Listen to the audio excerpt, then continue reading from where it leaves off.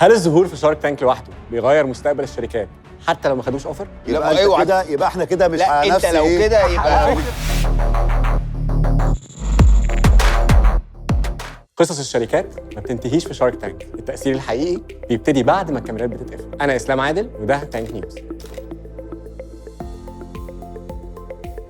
فاوندر شركة ABS أثبت إن المكسب الحقيقي من شارك تانك مش الاستثمار بس، النصايح اللي سمعها وقت البيتش وطبقها ساعدت إن أرباح شركته تزيد النهارده بنسبة 300%. في 2024 محمد الدمرداش دخل شارك تانك بشركة ABS اللي بدأها من أكتر من 20 سنة ب 5000 جنيه سنة في مجال البريد والشحن السريع. وبرغم إن الشركة كانت ناجحة جدا وموجودة في 34 فرع في مصر وفيها أكتر من 1000 موظف وكانوا من أوائل الشركات في مصر اللي عينوا ستات كمندوبات توزيع، إلا إنه كان عنده مشكلة معطلة نمو شركته، فقرر يدخل شارك تانك عشان يحلها. المشكلة إن كان عندهم أزمة سيولة لأن أغلب عملائهم مؤسسات كبيرة، فكانوا بيستلموا فلوسهم بعد مدة أحياناً بتوصل ل9 شهور لحد ما بقى ليهم أكتر من 120 مليون جنيه فلوس متأخرة في السوق. وعلشان كده الأسك بتاع محمد كان 50 مليون جنيه مقابل 10% من الشركة. بعدها حصل مفاوضات كتيرة بينه وبين الشاركس لفتوا نظره لكذا نقطة مهمة في شركته، من أهمهم سؤال الشارك أحمد طارق خليل. سؤال الشارك أحمد طارق خليل كان عن الإكزيت ستراتيجي، إيه الإكزيت ستراتيجي اللي حاططها وهل ممكن في يوم يبيع الشركة؟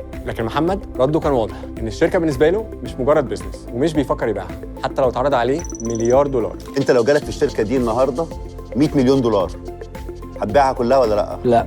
واكتر نقطه فرقت مع محمد كانت عن ازمه السيوله اللي بيمر بيها. الشاركس لفتوا نظره ان تاخير تحصيل الفلوس 8 او 9 شهور بيبتدي ياثر على البروفيت مارجن بتاع الشركه، لان تكلفه تمويل الفتره دي هتقلل النت بروفيت. وهنا جت نصيحه ايمن عباس اللي غيرت خطه ABS كلها، بدل ما يبيع جزء من شركته يعتمد على تمويل البنوك لانه ارخص ووقتها هيحل ازمه السيوله من غير ما يتنازل عن اي نسبه من ملكيته. محمد فعلا جاله اكتر من اوفر بنفس المبلغ اللي كان طالبه 50 مليون جنيه، لكن كل الاوفرز كانت مقابل نسب اكبر من اللي هو مستعد يتنازل عنها. محمد حاول يقدم كاونتر اوفر 50 مليون جنيه مقابل 15% على انها تنزل ل 10% بعد 2.5 سنين، ولكن الشاركس اتمسكوا بعرضهم وفي الاخر خرج محمد من غير ولا ديل، بس طلع بنصايح غيرت طريقه ادارته للشركه. والبيتش اللي مدتها نص ساعه عرفت السوق كله ب ABS وعملت لهم اكسبوجر قدر يفتح لهم فرص شغل وكولابوريشنز كتيره. من اهم النصايح كانت نصيحه الشارك ايمن عباس، فبدا محمد فعلا يعتمد على تمويل البنوك وده ساعده ان ايراداته تزيد من 170 مليون